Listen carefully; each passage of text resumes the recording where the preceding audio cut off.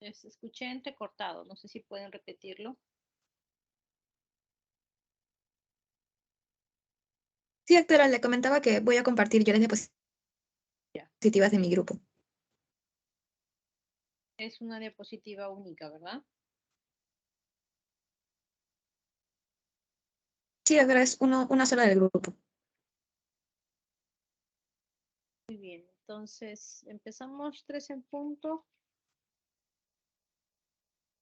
Ya están todos en la sesión.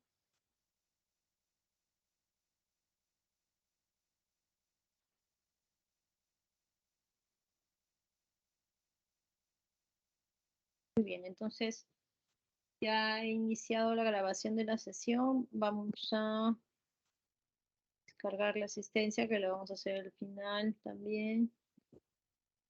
Y por favor, a ver que Brian Acho empiece la ponencia.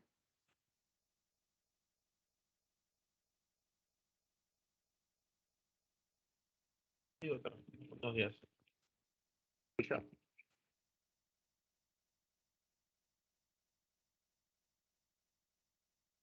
¿No? ¿Me escucha?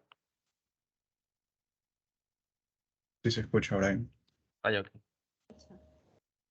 Bueno, vamos a empezar la exposición de hoy día, ¿no?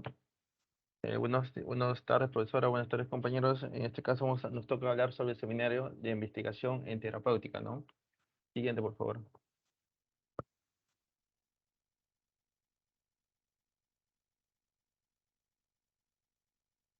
Siguiente.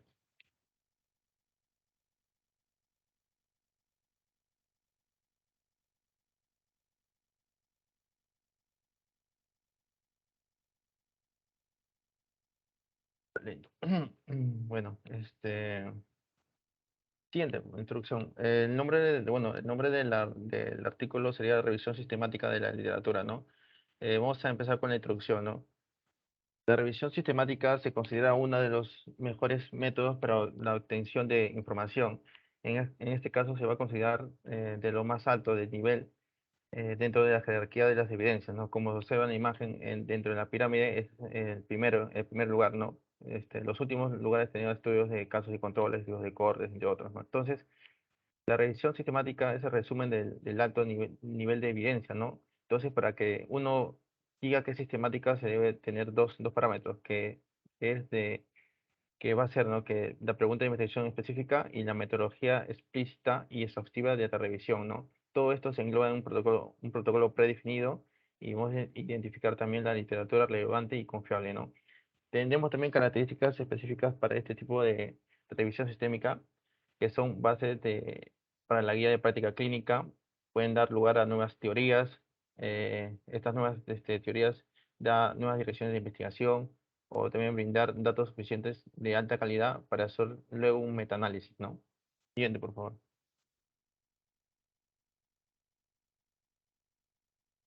Bueno, dentro de la revisión sistemática tenemos varias direcciones metodológicas, ¿no? Una de las más conocidas que está en el artículo sería el Cochrane, que es la guía ampliada aceptada para escribir una revisión sistemática, ¿no? Esto nos da parámetros, que es la definición de la pregunta, desarrollar criterios de inclusión, buscar estudios, ¿no? Seleccionar estudios, recopilar datos, analizar los datos e informar los datos, ¿no? Siguiente, por favor.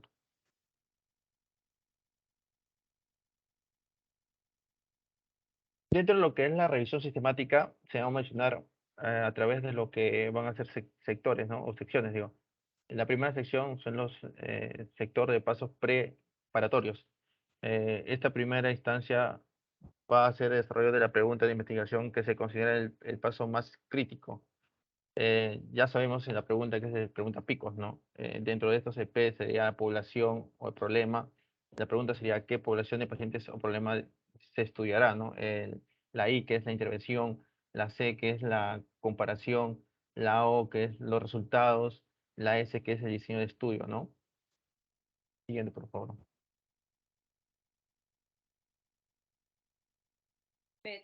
Hasta ahí nada más, Brian.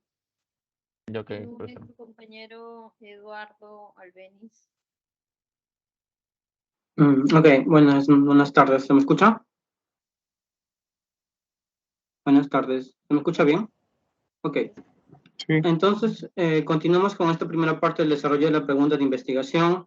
Acá tenemos justamente un ejemplo, ¿no? De cómo se podría hacer una pregunta PICOT. Justo, bueno, el ámbito de la revista era en relación a radiología, entonces, por eso, bueno, hay el ejemplo en relación a eso, ¿no? Por ejemplo, en radiología se ve bastante lo que parte de predicción diagnóstica, y justo por eso que más o menos se haría una pregunta de esa forma, ¿no? Como ves en la pantalla, ¿cuál es la precisión diagnóstica de, ¿no?, la prueba de índice para detectar una condición objetivo en una población en relación a los estándares de oro, ¿no? De acuerdo a los datos informados en estudios, ¿no? Y ahí ponemos el diseño de estudio, ¿no? Como vemos en esta pregunta, pues está englobando las partes de la pregunta PICO, ¿no? Es por eso que es importante, ya que diseñar en realidad la pregunta PICO, porque con eso nos vamos a tener bien claro qué es lo que estamos buscando en una revisión sistemática. Bueno, otros puntos objetivos importantes comunes aquí es, por ejemplo, evaluar las fuentes de heterogeneidad de la predicción del diagnóstico, comparar la predicción del diagnóstico en diferentes modalidades para una entidad de enfermedad, proporcionar intervalos de confianza estrechos para la efectividad o complicaciones de intervenciones y evaluar las fuentes de heterogeneidad en la efectividad o complicaciones en las intervenciones. Estos de acá son en relación al ejemplo que podría ser en relación, como menciono, un estudio en radiología en relación a una presión diagnóstica, ¿no? Siguiente diapositiva. Ok. El otro punto en el paso, o los pasos preparatorios, perdón, es lo que es la evaluación de la calidad de la pregunta PICOT. Y acá, pues es la pregunta, una pregunta sería, ¿qué característica debe tener una pregunta de investigación de alta calidad? ¿No? Y nos planteamos tres, ¿no? Tres puntos importantes, ¿no? Entre aquellos, la primera, que es relevante, que sea interesante, que sea interesante, informativo, que sea realizable, ¿no? Incluso en algún, bueno, esto es en relación al artículo, ¿no? Pero también por allí, en algunos otros tipos de artículos, puede decir, por ejemplo, acá lo considero como FINER, ¿no? Que es algo similar en realidad, ¿no? Igual nos trata de hacer esto, que es evaluar la calidad de la pregunta, ¿no? Para que sea importante, ¿no? Y acá, pues, lo relevante, pues, requiere un profundo entendimiento sobre el contexto clínico actual y la literatura existente, que sea interesante e informativo, se familiarice con la literatura, sea realizable, que requiera verificar los recursos necesarios, el tiempo, el tiempo dedicado a la financiación y el diseño de estudio. El otro paso preparatorio es el establecimiento de criterios de inclusión, ¿no? Esto también es importante, ¿no? Por ejemplo, cuando se va a iniciar la revisión sistemática, pues primero definir los tipos de estudios que se van a buscar, ¿no? Eso es lo interesante, ¿no? Puede ser estudio de corte, si pues se quiere, depende de casos y controles, ¿no? Lo otro es los participantes, pero en realidad no tanto participantes en sí, sino las características de los participantes, ¿no? Por ejemplo, puede ser ahí, podemos ver los rangos de edad, participantes de algún lugar determinado, por ejemplo, ¿no? Como criterio de inclusión o exclusión.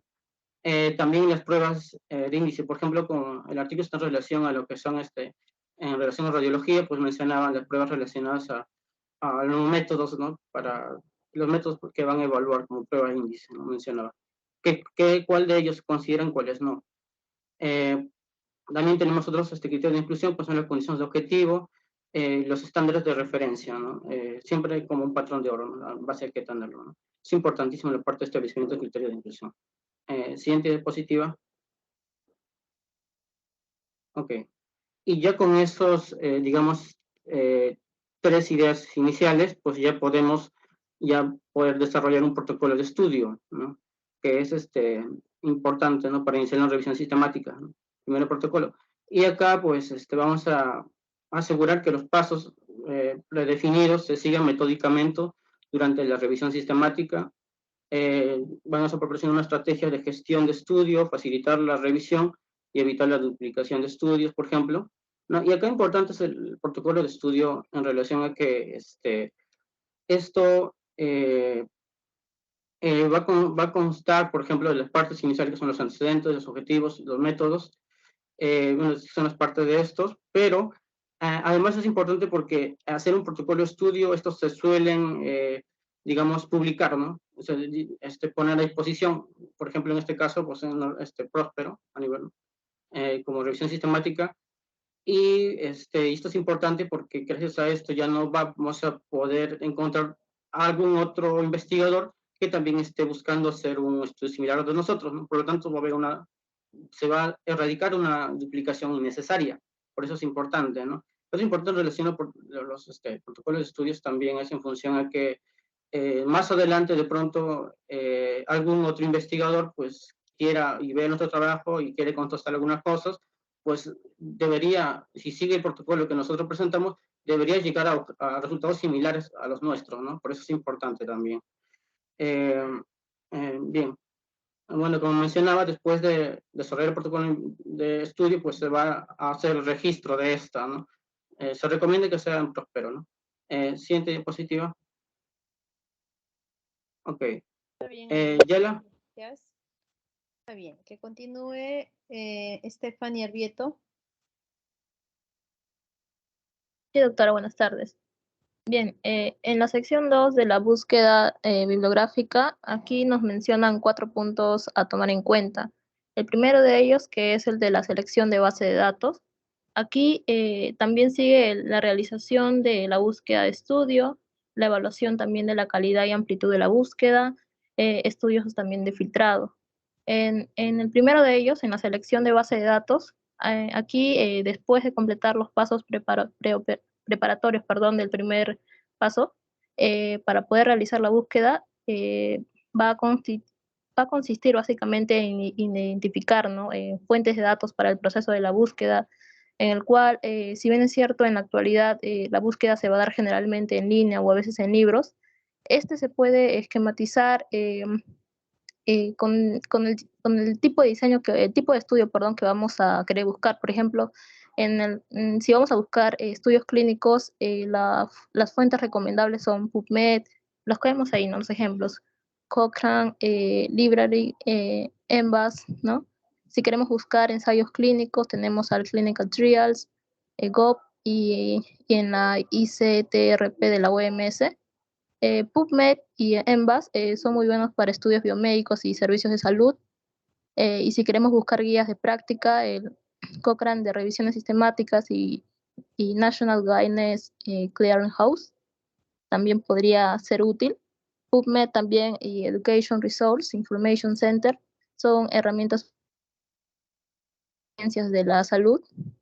Entonces, la búsqueda también entonces de artículos publicados en revistas debe complementarse con una búsqueda adicional en la literatura gris, ¿no?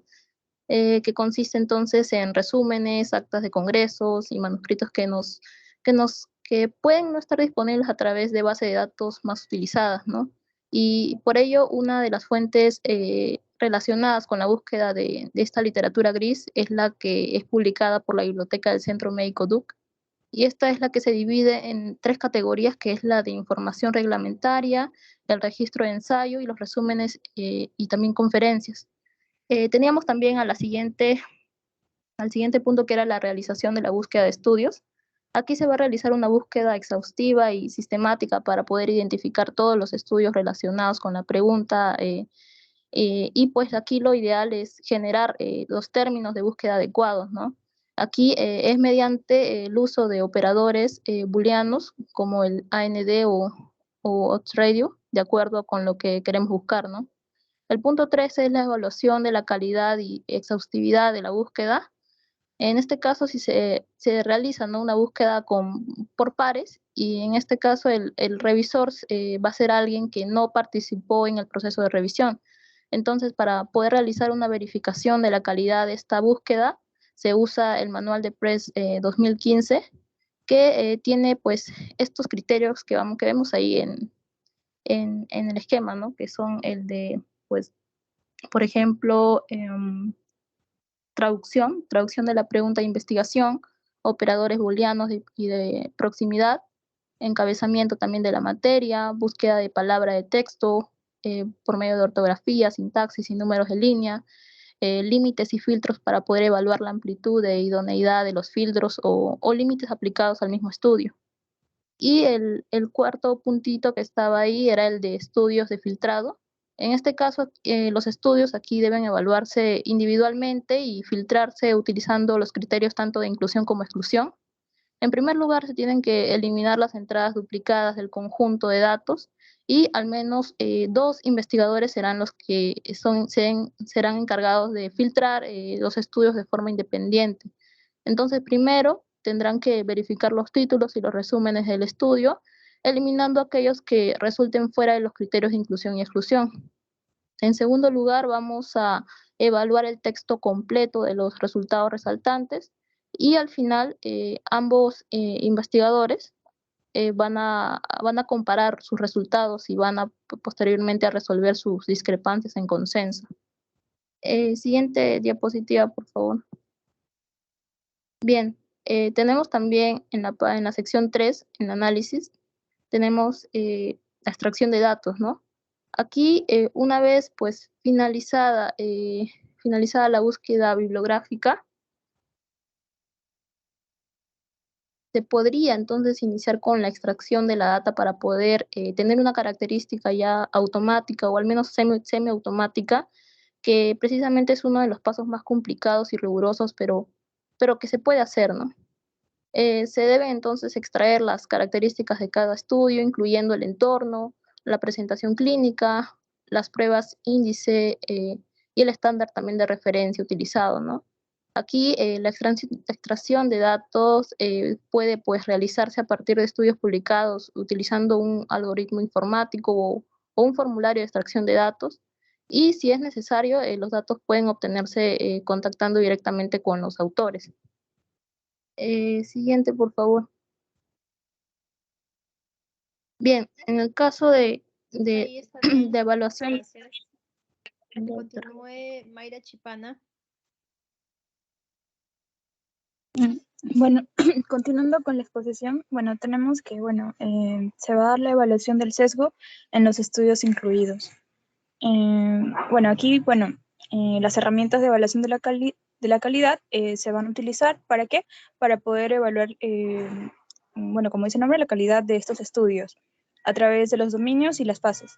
Dentro de los dominios vamos a tener a lo que son la selección de los pacientes, las pruebas índices, los estándares de referencia y también lo que es el flujo y el tiempo.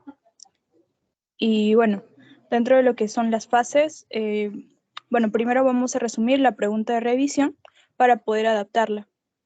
Ahí luego de esto vamos a poder construir un diagrama de flujo para finalmente evaluar el riesgo de sesgo y su aplicabilidad. Y bueno, la herramienta de Cochrane para evaluar el riesgo de sesgo nos va a poder ayudar, también lo que es la escala de Newcastle-Ottawa y MOOS para lo que es estudios observacionales.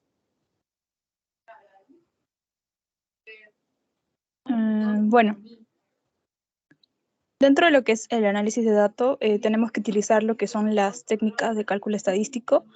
Para eso debemos contar con la experticia. Y bueno, también vamos a usar lo que son los modelos de regresión analíticos para poder comparar la precisión de estas pruebas. También vamos a tener lo que es la síntesis e interpretación de datos, ya que luego de este proceso de análisis se va a sintetizar y comunicar en un lenguaje que sea comprensible para nosotros a través del uso de tablas, y bueno, también van a discutirse lo que es la aplicación de estos resultados a la pregunta original. Asimismo, se va a realizar un metaanálisis para poder comparar los datos con bastantes estudios. Siguiente, por favor.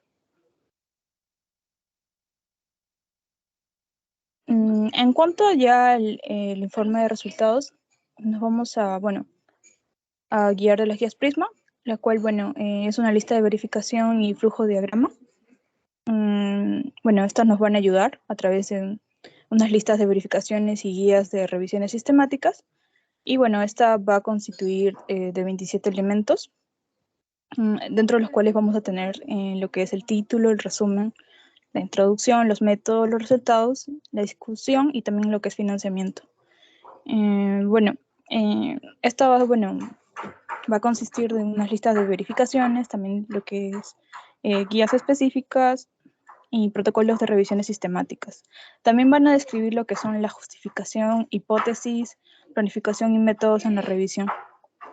La influencia de Prisma va a ayudar en lo que es la integridad de las revisiones sistemáticas y el metaanálisis.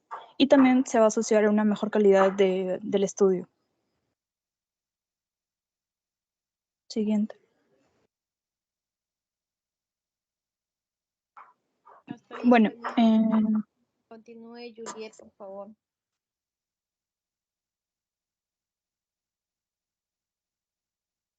Sí, doctora. Dijo mi nombre. Sí, Juliet, continúa. Ya. Bueno, buenas tardes, doctora. Vamos a continuar con lo que es la exposición y vamos a hablar un poco de las aplicaciones que se le puede dar, ¿no? Las aplicaciones en radiología. Bueno, vamos a ver que las revisiones sistemáticas en radiología pues van a ser cada vez más relevantes para informar sobre la precisión y la eficacia de los métodos con los que se va a contar. Se han publicado varias revisiones sistemáticas dentro pues de las subespecialidades que vamos a tener de la imagen corporal, la musculoesquelética, la mamaria, la neuroimagen y pues también sobre el tema de las reacciones al contraste y en otras categorías del campo de la radiología, ¿no? Estos estudios pues se van a clasificar dentro de, a grandes rasgos, como pues en el apoyo a las directrices de notificación. Aquí pues el Colegio Americano de Radiología ha propuesto varios sistemas de información para los hallazgos de imagen relacionados con el cáncer, con el fin pues de aumentar la uniformidad en los estudios, la consistencia de los estudios y sobre todo pues la estructura. También pues establecer la prescripción de las pruebas de imagen, identificar la heterogenicidad en la precisión diagnóstica de las pruebas de imagen. La precisión diagnóstica de una prueba de imagen pues puede verse influida por muchos factores como pues la técnica que se está usando, la habilidad del tecnólogo, del radiólogo que está haciendo esta prueba y pues el tipo de máquina que se está utilizando, ¿no? Entonces pues se han identificado distintos factores que van a contribuir a que haya estas diferencias en la precisión diagnóstica. Luego vamos a tener pues también la evidencia del rendimiento diagnóstico de los exámenes de imagen para enfermedades específicas. También estas revisiones sistémicas pues han contribuido a comparar la precisión diagnóstica de distintas modalidades. Estos pues van a ser útiles cuando no hay una suficiente evidencia clínica y es útil pues para los médicos que van a ordenar el examen, para los radiólogos consultores y pues van a contribuir a formar criterios de adecuación para que va a ser tomado en cuenta pues por el Colegio Americano de Radiología. También vamos a tener pues el siguiente punto que va a ser comparar y establecer la eficacia de los procedimientos intervencionistas. Esto pues va a ser importante tanto en la parte terapéutica como en la parte diagnóstica para pues analizar estos procedimientos y pues mediante esto realizar distintas revisiones sistémicas. Hay revisiones que han comparado estos procedimientos con otros, estos procedimientos quirúrgicos abiertos con otros procedimientos intervencionistas y pues las reacciones al contraste. En las revisiones sistémicas pues se han evaluado los eventos adversos, alérgicos sobre todo, asociados pues al contraste que es usado para esto. Siguiente, por favor. Bien, las limitaciones, las revisiones sistemáticas, aún con los métodos para asegurar una mayor calidad del estudio que se tiene disponible para realizar, pueden ocurrir errores comunes, ¿no? Entre los más comunes en este artículo pues se menciona el no identificar una pregunta de investigación relevante, también pues el no informar por completo los métodos utilizados en la revisión sistemática, el no realizar una búsqueda exhaustiva de la literatura, el no realizar una evaluación de la calidad de los estudios incluidos y pues el también no evaluar la heterogeneidad del estudio y el sesgo de la publicación. Para eso pues mi compañera explicó previamente cómo se evalúa el riesgo de sesgo. A pesar de esto, pues las revisiones sistemáticas van a tomar un lugar muy importante en la medicina, ya que pues con este se puede establecer la prescripción diagnóstica, la precisión diagnóstica, la efectividad de los exámenes con los que se cuenta, los procedimientos. También pues va a ser de mucha utilidad pues porque van a guiar los criterios, pues van a brindarnos una evidencia necesaria para comparar las opciones de diagnóstico y las opciones de tratamiento con los que contamos. Del mismo modo, también pues van a reducir la cantidad de exámenes innecesarios con los que frecuentemente se prescribe a los pacientes, y pues esto va a significar para la medicina la reducción en costos sanitarios y pues un mayor beneficio sobre todo para el paciente. Y pues de manera específica ya en la radiología van a ser importantes pues para el desarrollo de la práctica emergente de la medicina de precisión, ya pues que va a establecer pruebas e intervenciones por imágenes que van a ser más específicas de acuerdo también a poblaciones específicas. Siguiente, por favor. Ok, gracias. Que continúe Hugo Cabeza.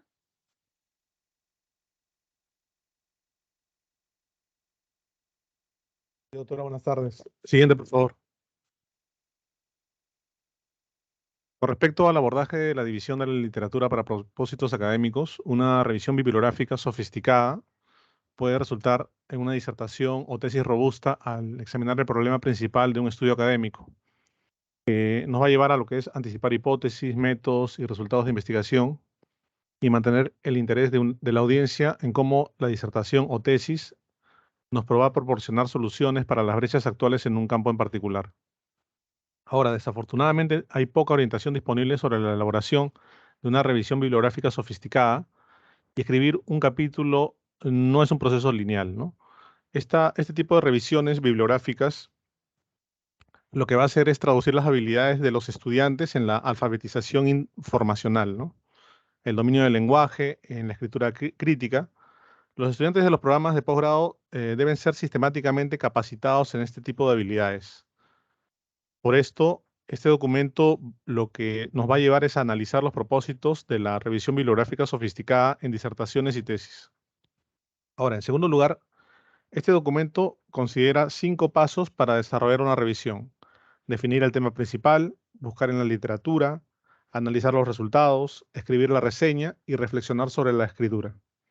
Y en última instancia, este estudio nos va a proponer una lista de verificación de lo que es la revisión bibliográfica sofisticada de 12 elementos. Al indicar claramente los logros deseados, esta lista de verificación nos va a permitir a los que estamos en maestría y doctorados, los que llevamos programas de posgrado, evaluar su progreso continuamente, ¿no?, en la elaboración de este tipo de revisiones bibliográficas sofisticadas. Ahora, las instituciones que buscan fortalecer las habilidades necesarias de los estudiantes en la escritura académica crítica también deberían utilizar este tipo de herramientas. Siguiente, por favor. Ahora, ¿qué es la revisión de la literatura en una tesis? Vamos a responder a la pregunta de acuerdo al artículo, ¿no? Y muchas veces, al haber poca orientación disponible sobre cómo realizar la revisión de la literatura correctamente, vamos a definir lo que es la revisión de la literatura como una oportunidad única para evaluar y contrastar varios argumentos y teorías, y no solamente para resumirlos. Según Hart, los resultados de la revisión de la literatura es una disertación que incluye identificar qué investigaciones se han realizado y qué temas requieren mayor investigación en un campo particular del conocimiento, determinar el contexto del problema, reconocer las principales metodologías y técnicas que se han utilizado en el pasado, ubicar el proyecto de investigación actual dentro del contexto histórico, metodológico y teórico de un campo en particular, identificar aspectos significativos del tema, esclarecer las implicaciones del tema, ofrecer una perspectiva alternativa, discernir cómo se estructura el tema de estudio, y para mejorar el vocabulario de la materia del estudiante en un campo en particular. Finalmente, caracterizar los vínculos entre la teoría y la práctica. Siguiente, por favor. La revisión de la literatura Ahí está bien, gracias. Que continúe Jocelyn Astor. Sí, doctora. Buenas tardes. Siguiendo con la exposición. vamos a ver la revisión de la literatura, en la cual, ¿no? Nos revela entonces el procedimiento del estudiante, ¿no? De posgrado en 3 dominios. El primero, ¿no? De ellos es respecto a una búsqueda bibliográfica efectiva. En segundo lugar, el dominio del lenguaje. Y finalmente, respeto a la redacción crítica, ¿no? También tenemos que hablar entre la búsqueda bibliográfica efectiva, en la cual se resalta, ¿no? Que todos los estudiantes se deben recibir, ¿no? Capacitación en la recopilación de datos apropiados por unos fines específicos, ¿no? El segundo dominio, como mencioné, es el lenguaje. Aquí la redacción académica, ¿no? Que debe ser concisa y precisa, ¿no? Porque las palabras innecesarias pueden distraerse a un lector en un contenido esencial. Y finalmente, ¿no? La redacción crítica. Acá tenemos que ver el juicio crítico, ¿no? Que incluye la lectura, el pensamiento y la redacción crítica, ¿no? En la cual va a suponer la reflexión analítica del alumno sobre lo que ha leído, ¿no? También aquí el estudiante debe delimitar los elementos básicos del tema, caracterizar las afirmaciones más relevantes, identificar las relaciones y finalmente contrastar estas relaciones, ¿no? Siguiente, por favor. Bueno, es cómo debería desarrollar una revisión de literatura. Para nosotros desarrollar una revisión de literatura, no existe en la actualidad un consenso sobre cómo se debería hacer, pero de manera general se van a aceptar 4 pasos principales de los que se habrán más adelante, ¿no? El primer paso es la definición del tema principal. Acá nosotros es la planificación, es la parte más importante de este primer paso. Para esto la planificación debe ser muy relacionada, ¿no? Con la pregunta principal de la investigación. También acá la planificación nos va a ayudar a mejorar nuestras ideas y limitaciones, ¿no? En alcance de las revisiones de literaturas. También tenemos que tener en cuenta que la planificación tiene dentro de los siguientes pasos, ¿no? Una puede ser los alcances de la revisión de literatura. Si bien muchos estudiantes tendrán, ¿no? Suposiciones de material, es el correcto, ¿no? De material no indicado para una revisión literaria, ¿no? Otro es la designación de sección y subsecciones. Acá vamos a ver acá los títulos, los subtítulos, que deben ser específicos, ¿no? Y explicativos, y sobre todo debe tener una secuencia coherente. Estos van a tener las características de ser una pirámide invertida, ¿no? Pues tendrá un nivel creciente de reflexión y argumentos, ¿no?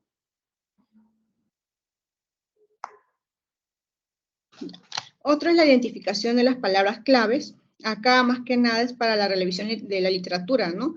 La cual deben ser incluidas para esta manera guiarnos las búsquedas bibliográficas, ¿no? Así que esta debe ser como lo que Kevin Hart, que nos define, ¿no? Como el sujeto voluntario, ¿no? Algo como también importante es que las palabras van a ayudar a los estudiantes que sigan escribiendo revisiones de literatura, ¿no? Otro es delinear el intervalo del tiempo y el idioma de los documentos, en la cual se deben acá de considerar los documentos publicados. Más recientemente, incluso se pueden considerar los textos antiguos, ¿no? Si son relevantes y sobre todo clásicos en el tema, ¿no? Siguiente, por favor.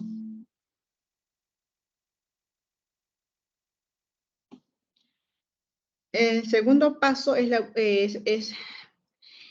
a encontrar acá el objetivo, ¿no? De obtener información adecuada. Este paso va a comprender los siguientes, en la cual va a ser la búsqueda de la literatura en sí. Acá se va a caracterizar por definir qué utilizaremos, si la base de datos es de una fuente electrónica o de repositorios de tesis o documentos oficiales o libros, ¿no? En la cual se va a sugerir una revisión de listas de referencias de los documentos utilizados para identificar información relevantes. También la selección de documentos para la inclusión. Acá la literatura más reciente se debe incluir como artículos publicados, revisados por pares, ¿no? En la cual, como las escalas de expertos, en la cual van a revisar para confirmar su validez. También tenemos que tener en cuenta que se puede incluir los libros sin material inédito, ¿no? Pero se debe tener cuidado ya que son revisados por pares, pero pueden ofrecer material valioso, ¿no? En el tercer paso vamos a ver la metodología, en la cual acá vamos a ver lo que es acá se va a utilizar, ¿no? Identificar la técnica de investigación. Dame por favor un minuto. ¿Cuántas diapositivas faltan? Ya son 3:33. ¿Cuántas diapositivas faltan, por favor? Faltan 9 diapositivas, están en la diapositiva 21. La indicación, jóvenes, era que la exposición no demoraba más de 20 minutos y ya vamos 30 minutos. Tienen que aprender a sintetizar la información. Casi al final, después de que han hablado por ahí algunos pasos, poniendo ejemplos, recién viene la parte detallada de la revisión. Entonces, tienen que regirse al tiempo que se les da. Ya no podemos extender más la presentación porque tenemos que tomar examen. Ok, a ver, estaba Jocelyn, ¿verdad?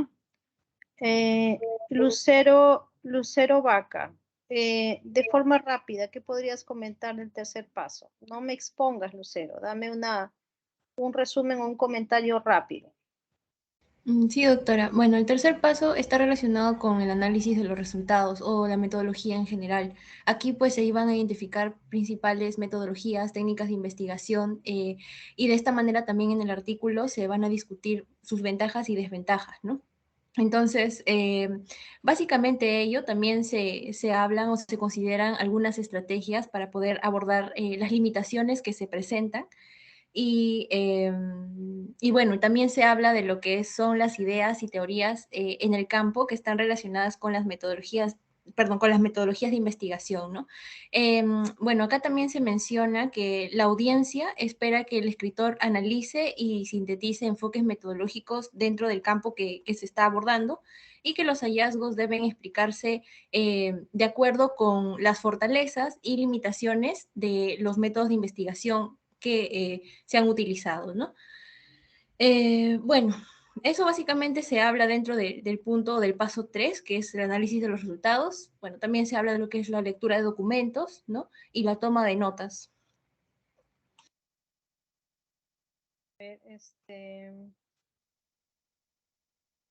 Renzo, coméntanos rápidamente sobre la Sí, doctora. escritura.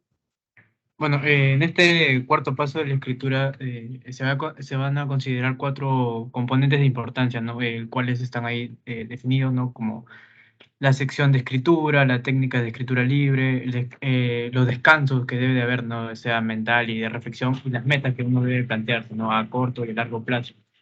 En lo primero, sí, en la sección de escritura es que esto es una tarea que va a requerir mucho tiempo, ¿no? Aquí se espera que más o menos que cada estudiante presente una trayectoria diferente de aprendizaje y de escritura. Así también, por ejemplo, en las técnicas de escritura libre, aquí se deben considerar los métodos de escritura, ¿no? Luego se tiene que considerar la edición, la cita y unas referencias correctas, ¿no? Que deben completar esta etapa. En cuanto al descanso mental, aquí esto se caracteriza por ser cortos, ¿no? En un corto tiempo, minutos, ¿no? Y bueno, largos, sean días o semanas, para lograr un suficiente descanso, o sea, mental y también reflexionar sobre lo que se está haciendo, ¿no? Y por último, bueno, trazarnos metas, como mencionaba, sean a corto y largo plazo para así motivar la escritura que se está realizando, ¿no? Y también con el aumento de la experiencia, este esquema puede variar ampliamente y no ser una regla sencilla, ¿no? Entonces se puede decir que es importante destacar que cada disciplina tiene una forma diferente de escribir y cada departamento tiene sus propios estilos referidos para las citas y referentes, ¿no? Eso puedo decir del cuarto paso de la escritura, doctor.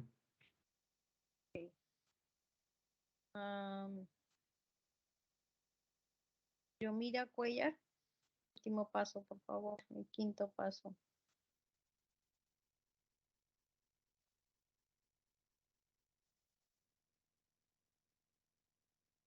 Mira, no te puedo escuchar. No sé si tus compañeros te escuchan, pero yo no te puedo escuchar.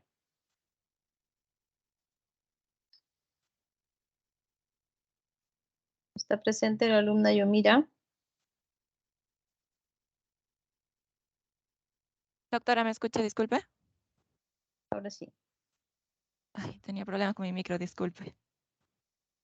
Ya, bueno, en cuanto al quinto paso, bueno, aquí vamos a reflexionar sobre lo escrito. En este paso, el estudiante debe hacerse las mismas preguntas que en el paso de análisis de los resultados, lo que puede llevar un poco más de tiempo del previsto, ¿no?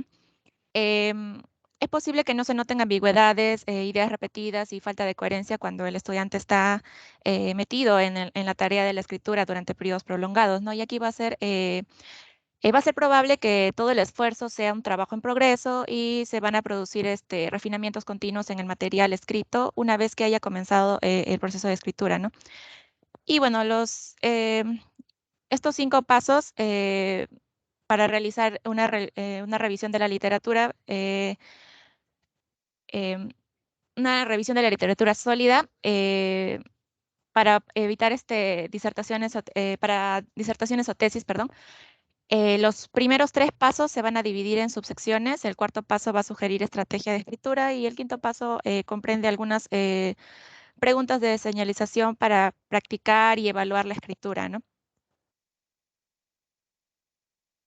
Eso sería todo. Ok, jóvenes, ¿alguna pregunta, alguna duda de lo que han escuchado de sus compañeros, sobre todo los alumnos que no han participado en la ponencia? Está ordenada su presentación, tiene puntos importantes, pero de repente un poco más de resumen y enfatizar los pasos o los procesos, los 5 pasos para revisión sistemática, hubiera sido un poco mejor. Este es un concepto teórico en realidad. Ustedes cuando hagan lectura crítica de revisión sistemática, quienes van a tener este artículo van a poder entender, hagan la lectura crítica, los pasos que tienen que verificar, ¿no? Lo mínimo que recomiendan, por ejemplo, es que haya una revisión sistemática, una búsqueda en la bibliografía de al menos mínimo 2 bases de datos grandes o idealmente 3 como mínimo, ¿no?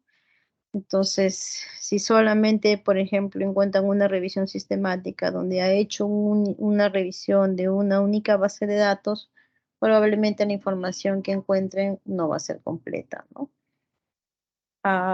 ¿Quiénes son las personas que seleccionan los artículos que van a estar incluidos en la revisión sistemática? Generalmente son 2 revisores que tienen conocimiento en el tema y que de forma independiente hacen una selección de artículos, todos los que han encontrado para ver, de acuerdo a los criterios de la revisión, porque es importante que definan la pregunta PICOTS antes de, si la pregunta PICOTS no está bien definida, la revisión no va a tener una buena solidez metodológica, ¿no? Entonces, siguiendo los criterios de inclusión y la pregunta PICOTS, cada revisor de forma independiente hace una selección de los artículos y luego compara sus resultados. Supongamos que de 20 artículos, los revisores coincidieron en 18 y 2 artículos no coinciden. Unos consideraron que no y el otro consideró que sí debía estar incluido. Se reúnen de forma conjunta y conversan a ver si hay un acuerdo común o pueden recurrir a un tercer revisor si es que no hay un acuerdo común para definir algunos aspectos en base a la inclusión o no inclusión del artículo.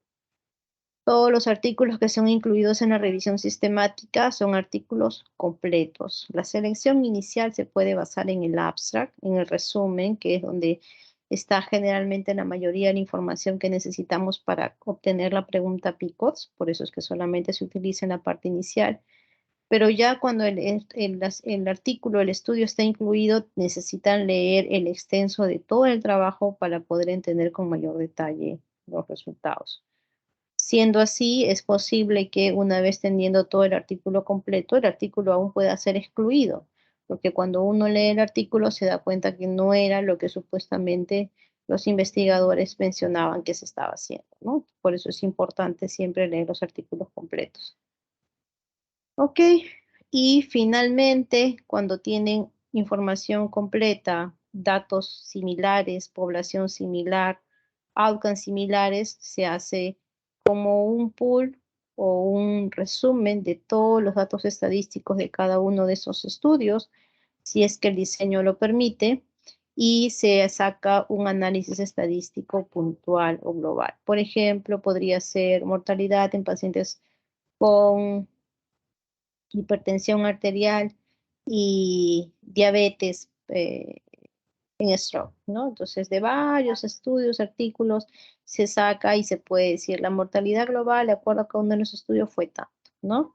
Y más que todo se hace cuando son estudios de iniciación, ¿no? Sean lo ideal es que cuando ya se hace una estimación puntual, ya no se habla únicamente de una revisión sistemática, sino se habla de un metaanálisis.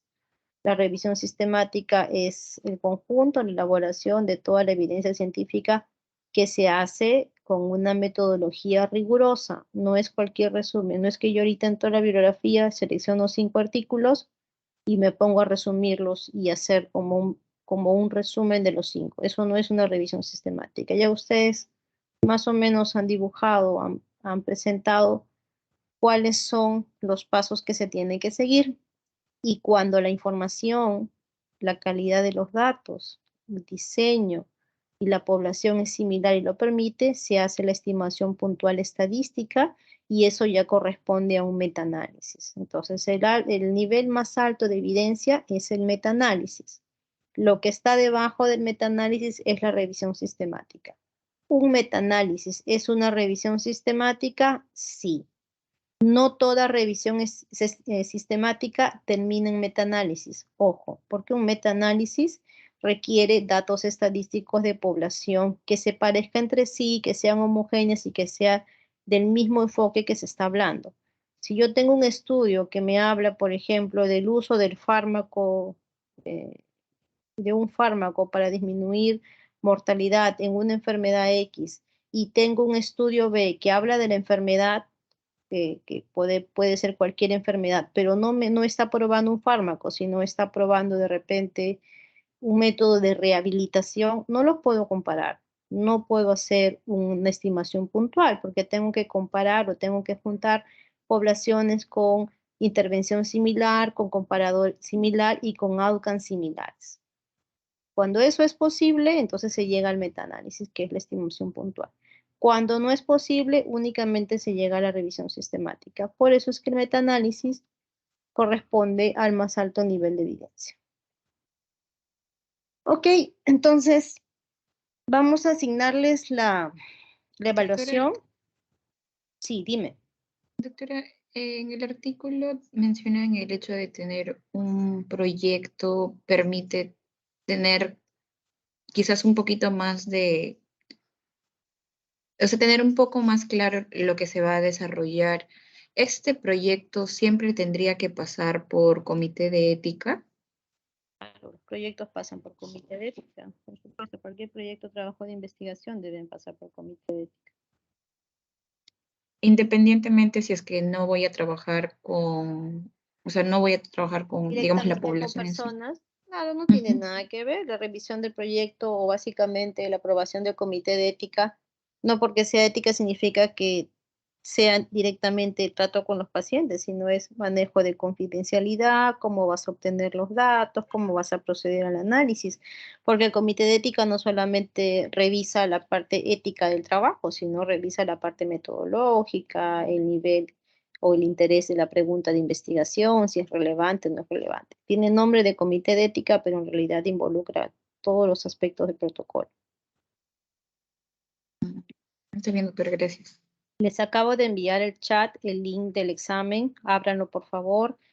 Tienen ustedes hay una pregunta que relaciona para que ustedes, es como una práctica para el parcial y para el final, porque siempre les voy a poner un artículo para que desarrollen la pregunta PICOTS.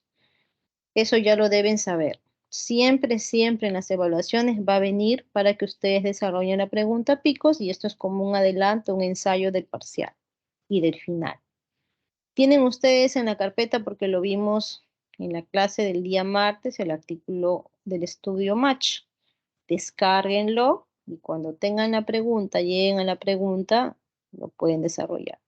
Entonces pueden ir desarrollando la tarea, pero el examen, pero a la vez enciéndame todos, por favor, su cámara. No es necesario que enciendan el audio, pero la cámara sí debe estar encendida.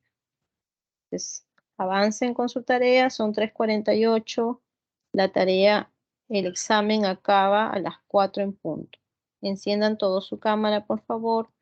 Como la sesión está siendo grabada, pues yo voy a poder ver quiénes están encendiendo la cámara y quiénes no, y voy a calificar únicamente a los que enciendan la cámara. Por eso, jóvenes, les repito, por favor, enciendan todas las cámaras. Debo tener 35 cámaras encendidas, porque ustedes son 35. ¿Alguien tuvo problemas para ingresar al examen? Todos pudieron, ¿verdad? Joaquín, Eduardo, no puedo ver tu cámara, sale como que no tuvieras cámara. ¿Se me ve ahí, doctora?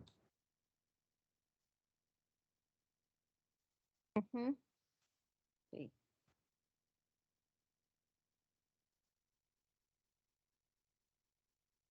Enciendan por favor todos su cámara.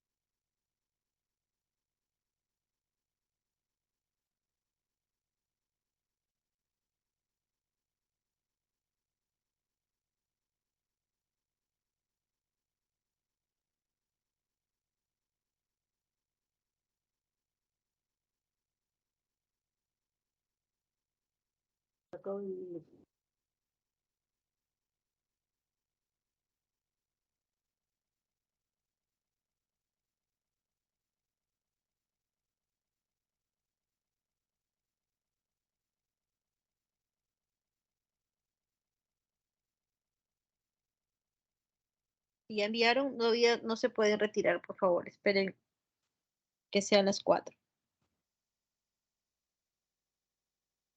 Faltan a propósito 4 minutos. Entonces revisen.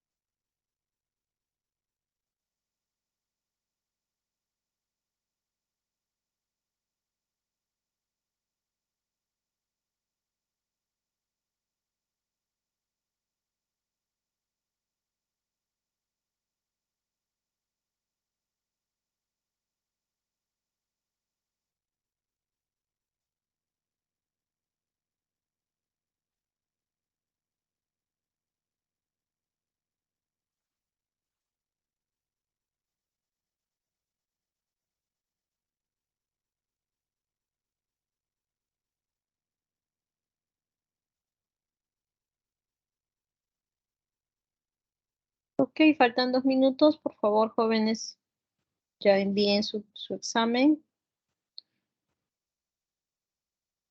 Envíen, por favor, porque después ya nos va a aceptar la plataforma pasada a las 4.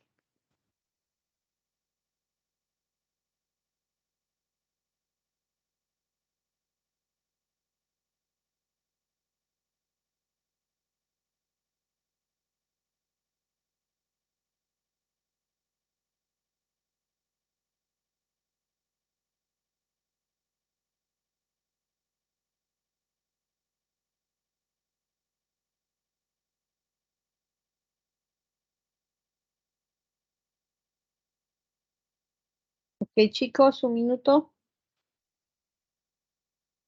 Solamente tengo 21 respuestas. Jóvenes, se cierra a las 4. Yo ya no recibo pasada a las 4, por favor.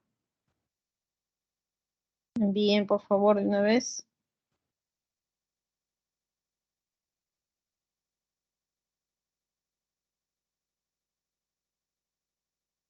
Me faltan 6 alumnos. Envíen, por favor.